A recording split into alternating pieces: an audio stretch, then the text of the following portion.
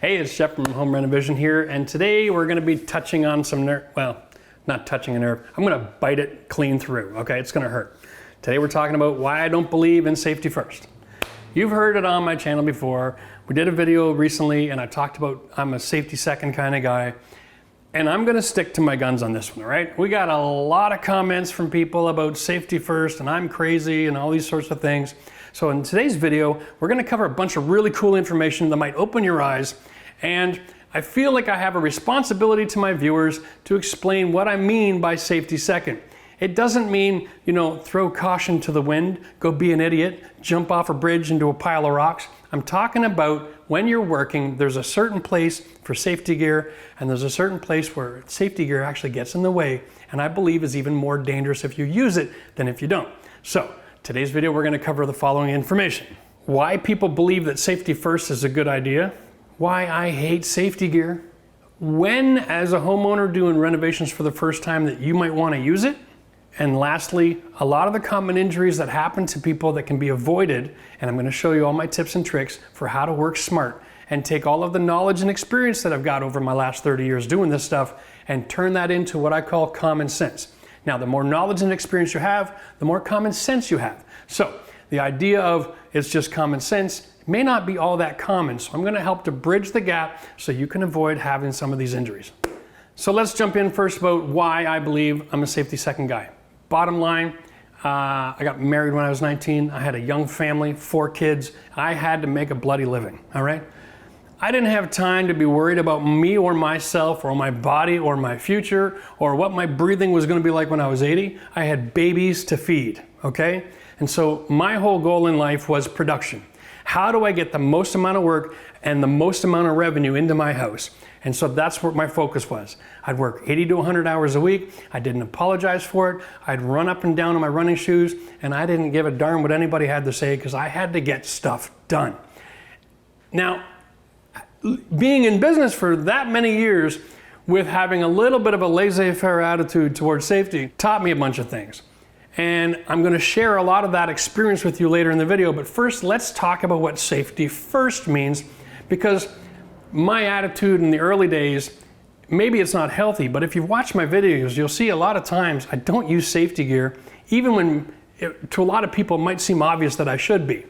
But safety first, let's just attack this because it really bugs me a lot. I did a little bit of research because going into this subject matter, I wanted to be better prepared. I wanted to have a real good conversation here. And I'm looking forward to all the comments down below. We're going to get a lot of both sides. If you love the way I work, then cheer me on. If you believe that I'm a crazy fool and you think I should be dressed up like a bubble wrap kid, then to say so. Okay, I want to hear you. I want to know what your opinion is. But safety first to me is this. I pulled up a little paperwork and I'm going to grab it and read it to you. So don't shoot me here. Yes, here we go. The National Safety Council, all right? It published a web page. It talks about how many injuries there are every second all over North America. And I'm going to give you this. Their favorite line is, every injury is preventable. That's a hell of a statement because let's just be honest, it's true. Every injury is preventable if, when you're born, they put you in a coma and don't wake you up until you die. Like, that's the dumbest thing I've ever heard in my entire life. Every injury is preventable.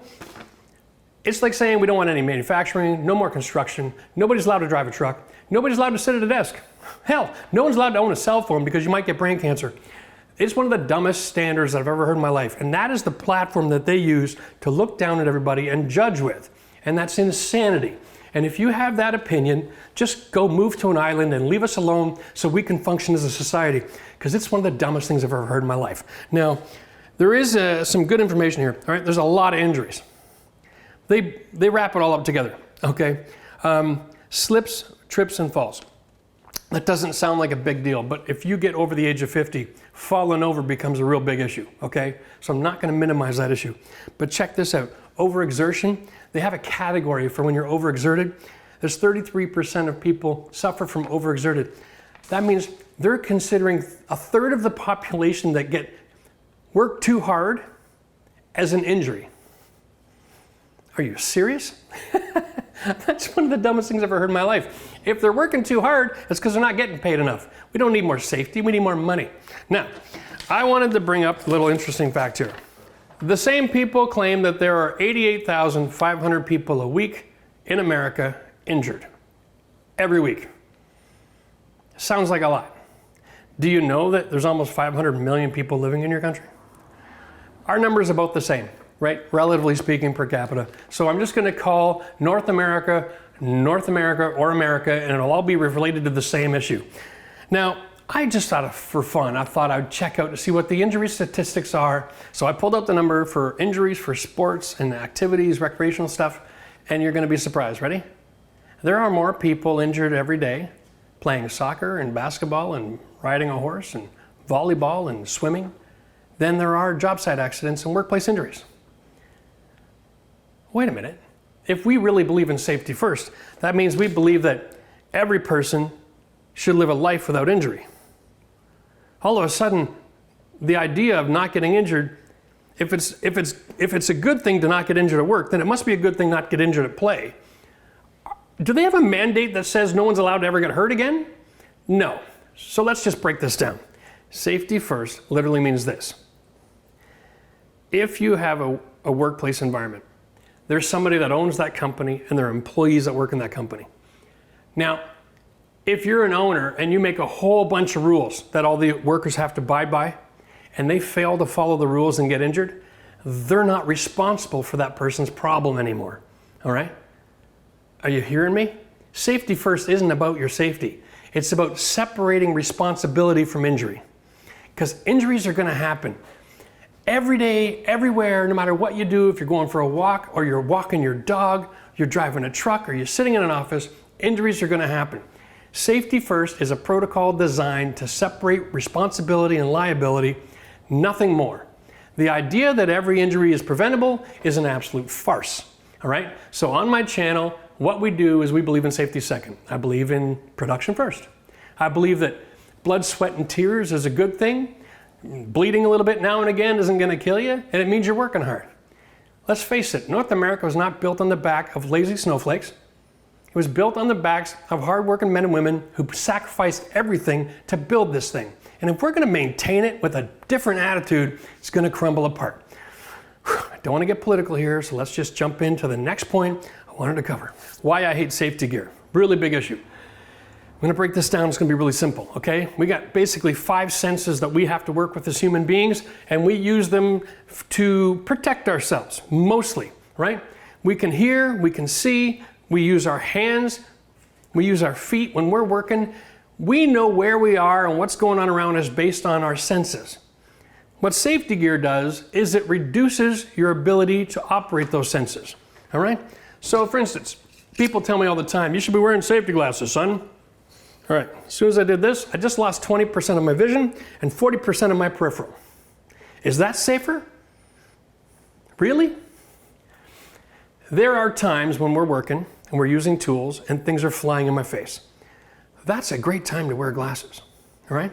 But when things aren't flying in my face, I like to see what the hell I'm doing. We've got masks, all right? This is my mask. It's cute. Looks really good, actually. It's a high quality deal, and this sucker straps on my head, right?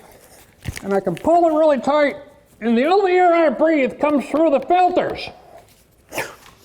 But if you're gonna wear this for a long time, it actually really is hard on the lungs. So, when do I wear a mask? When I'm in an incredibly dusty environment. Generally speaking, I like to work with negative air. We got a video to show you how to set that up. In the card section, if you're watching this on an iPhone, you may not get the cards, depending on the computer you're looking at. If you're watching us on your computer, you'll get the card notifications. If you're watching us on TV, you won't. So you don't have to comment, you're not putting the cards up. Yes, we are, but YouTube doesn't add it to every source of video that they produce. I don't know why, but it is what it is. If you want to learn how to do negative air, you can use that. You generally don't need a mask anymore. And I'll tell you why, because this channel is designed for homeowners. And the biggest thing you got to worry about with your lungs is what you're breathing in. In most cases, what you're breathing in is not prolonged and heavy exposure, okay? And here's the differentiation. If you're dealing with lead, don't lick it. If you're dealing with asbestos, you're probably dealing with like a floor tile or maybe a little bit in the drywall or plaster. If you do your demolition and wear a regular mask, you don't need to worry about asbestos because you don't deal with it every day, all right? Your lungs have the ability to clean themselves out. If you quit smoking tomorrow, 11 years from now, your lungs are gonna look great, okay? They heal themselves. It's a marvelous machine.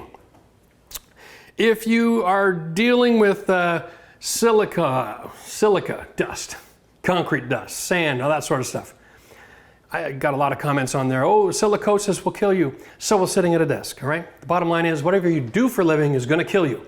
But a little bit of silica dust in your lungs from cutting a retaining wall block outside is not gonna be the end of the world. Your lungs will get rid of it and you'll be fine.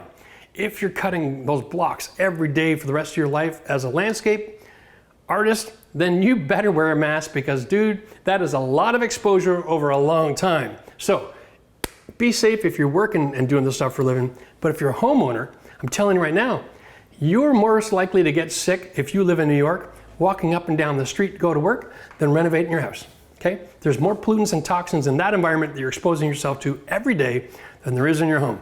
So let's not get all worried about it. Now, other issues that you're gonna have to work with. The gloves. I hardly ever use gloves. I can't feel my hands. Times when I use gloves, when I'm working with stone or masonry, because that stuff will literally peel the skin right off your hand. It'll get raw so fast it'll blow your mind, okay? So if you have sensitive skin or you have delicate skin or you haven't developed a callus because you don't work for a living with your hands, then by all means wear gloves, but understand that there's a time when having gloves on is dangerous. You can't feel what you're doing, all right? So maybe think about what's the best time. We'll talk a little bit later in the video about common injuries that happen, and gloves cause injuries sometimes, so there's a time and a place to wear them. We'll talk about that soon. Hearing protection. Now, the basic rule of hearing protection is this. The more loud noises that you subject yourself to, the more your hearing is injured. I'm actually going to be going for a hearing test soon because for the last 30 years I've been working without hearing protection because the most dangerous thing in my environment are the morons working around me. And I like to have my ears open so I can hear them come in the room. Because these are the kind of guys that you'll be working away, doing something at a power tool, and they'll walk right into you because they're too busy talking to your buddy and throw your right arm through the saw blade. I like to hear when those dummies come by, all right? Because bottom line, if I can hear what's going on around me, I can avoid stupidity. And stupidity is the #1 causes of injury on a work site. Now, if you want to protect your ears, which is a great idea, and you're working by yourself in your home, get one of these little box of these little orange things, okay? You don't have to wear the big muffs. It's not necessary. You can even buy, there's like a Bluetooth earphones that you can get, and you just shove in your ear, and then it expands, fills the cavity. It sounds a little funny when you talk, but honestly, this will protect your ears from almost everything that happens in the renovation cycle, and you're not gonna have an injury down the road, okay? When you do cut yourself, now cuts and lacerations and that sort of thing represent almost 1/3 of all injuries. And if you wanna call getting cut with a knife an injury, fine, call it an injury. For me, it's just part of the job.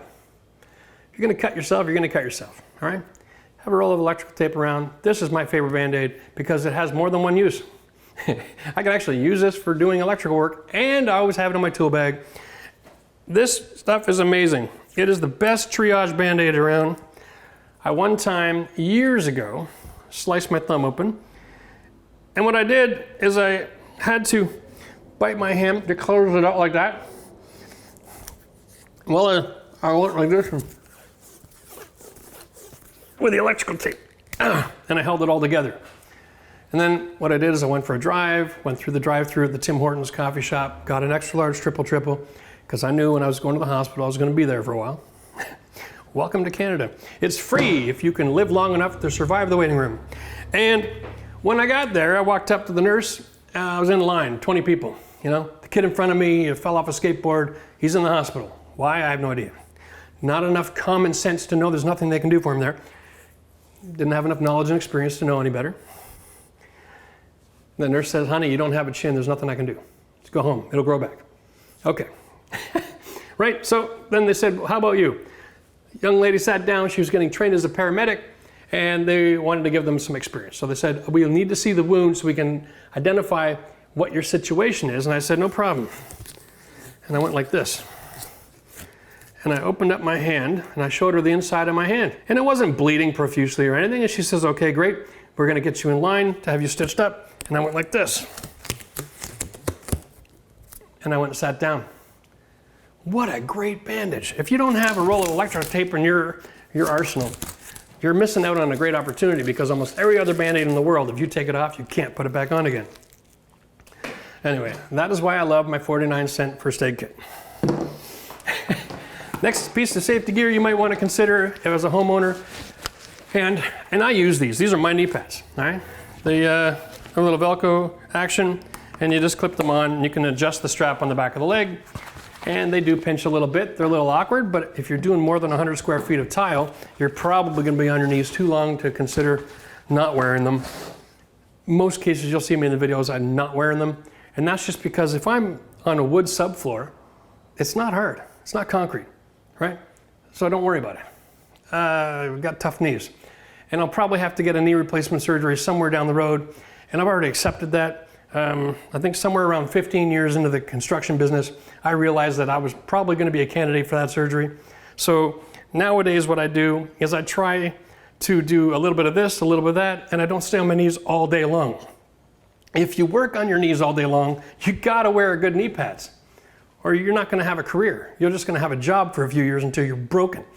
But as a homeowner, you don't have the callus or the experience. You wanna wear knee pads? Not a bad idea. But again, I would consider that optional. Now, my biggest pet peeve is work boots. Somewhere along the line, somebody came along and said, hey, wear a steel toe boot with a steel plate and you'll be safe. Okay. And they make it so mandatory that you got to wear it all the time on every job site. Wow. And what I found out is this. When you throw those 5-pound weights on each foot and you walk around all day long in that thing, you're guaranteed a knee replacement surgery. Okay? You won't find anybody who's been wearing work boots their entire career who doesn't have screwed up knees.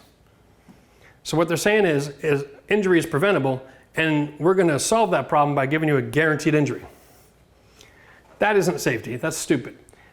There are painters and roofers out there who told they got to wear safety shoes. Painting. For the love of God, you're up and down a ladder all day long. The last thing you want to do is have steel toe boots on. You can't feel the ladder underneath you. I had an accident maybe 20 years ago now. I was on a ladder. It was only a 6-foot ladder. I was on near the top. I was doing some painting work. It was a new house construction. The gravel around the house hadn't been packed, and the one corner sunk. The ladder went this way. I went the other way. And yes, the gallon of paint landed on my head, literally. It was a mess. The point is, I got pretty scratched up and I only fell 5 feet. And I was young. I'm telling you right now, if that happened to me today, I'd be in the hospital. One more piece of safety gear that we use on a construction site is a hard hat. And for the most part, it's a waste of time. Now, the odd time you get hit in the head by something, again, it's from stupid people. Somebody kicks a hammer through a hole and it drops down. But I've never seen a hard hat save anybody's life from falling off a building. If there's a heavy piece of machinery swinging around the corner and takes out in the side of the head, that hat ain't gonna do nothing to save your life. The odd time it saves your bacon, it also does 2 other things. It reduces your ability to function. You're always considerate about your hard hat. You're always thinking, is it tight? Is it gonna fall off? What am I doing with it? It overheats your brain. And when your head is hot, you're stupid. So I really have a hard time seeing any advantage there. I'm kind of mixed, but as a homeowner, if you're in a safe environment and you don't have other people around you doing dumb things, like in that video in the kitchen that we did where I had a couple of young guys give me a hand with a demo, I wore a hard hat in that video. Not because I was afraid about the cabinet. I was afraid of them being stupid and hit me in the head with the door. So I wore a hat that day.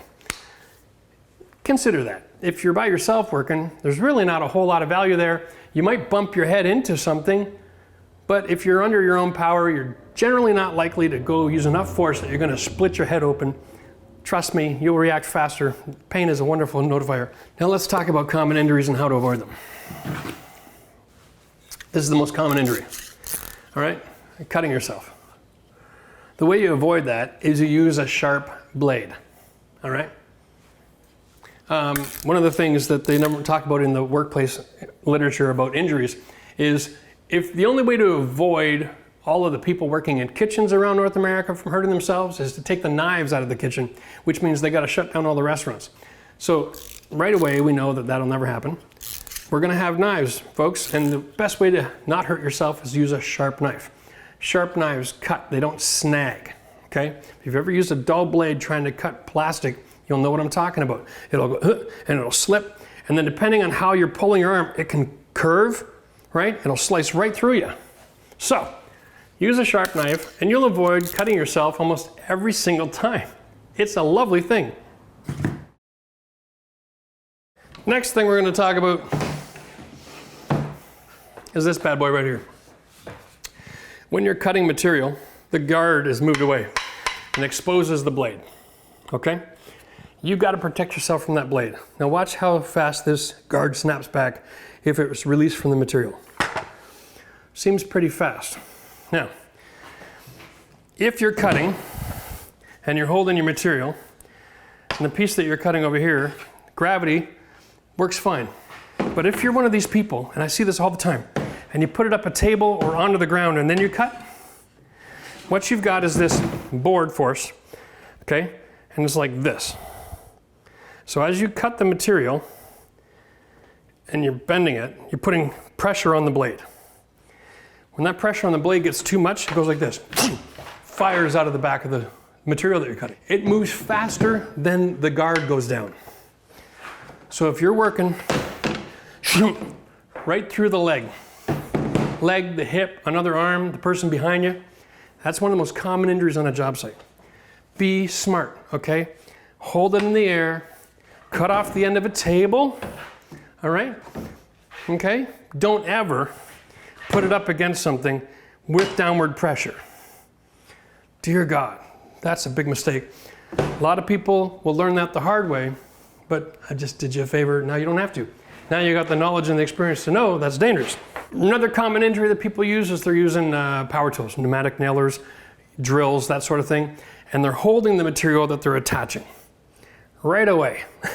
That should just be a red flag, right? I've seen so many people fire nails and screws into the other hand while they're holding the material. It's mind-boggling.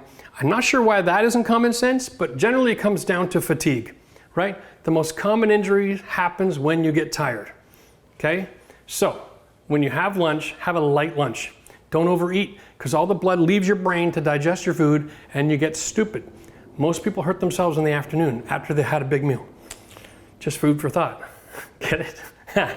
Ready? And now the last and the biggest injury that happens all the time, and I'm going to say this because, you know, I'm not a big fan of all the safety police that are on the internet, but the reality is that this next injury is actually avoidable almost every single time. And it's people that are falling off ladders. Now, there are 500,000 people a year falling off a ladder in North America. Even more than, okay? 97% of them are not on the job site. They're people like you, homeowners on a ladder, putting out Christmas decorations, cleaning out your gutters. Like, really? Is it worth it? If you stop and think about the numbers, 500,000 people are on a ladder who are homeowners. We're talking about people who are 25 to 85, and half of those people are over the age of 55. Yeah, think about this for a second. 250,000 people a year are going to be older than me falling off a ladder. I'm telling you right now, that can be catastrophic.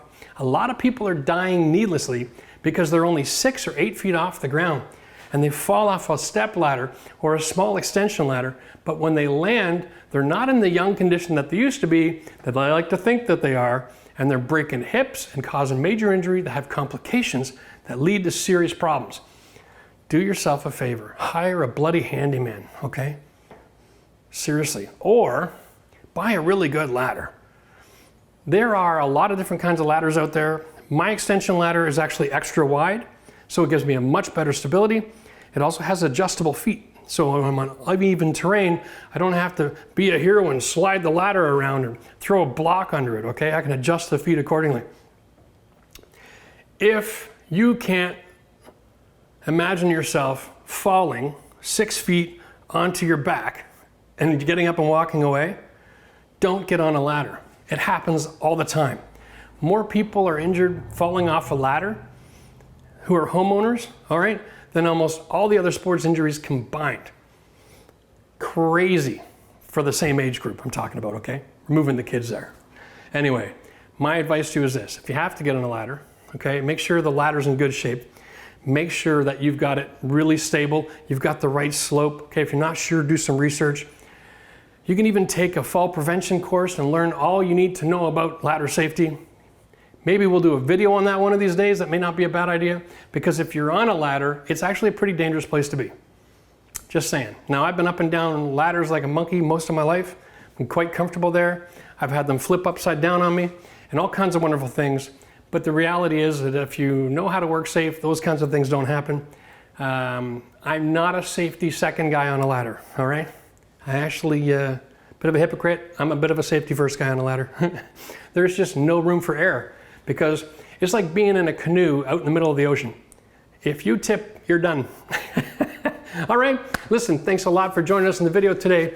And if you have issues or stories that you'd like to tell us about safety, there's a lot of other information, right? I could tell you all kinds of other injuries that happen, little things like grinders. Grinders are really dangerous, okay? A lot of people buy the wrong kind of grinder wheel to get the job done, and as a result, they have pieces of the grinder break off, chip up into their face, or they buy these grinders that look more like a chainsaw. Dear God, what are you doing with that kind of a tool? It's not necessary. If you need a chainsaw, buy one.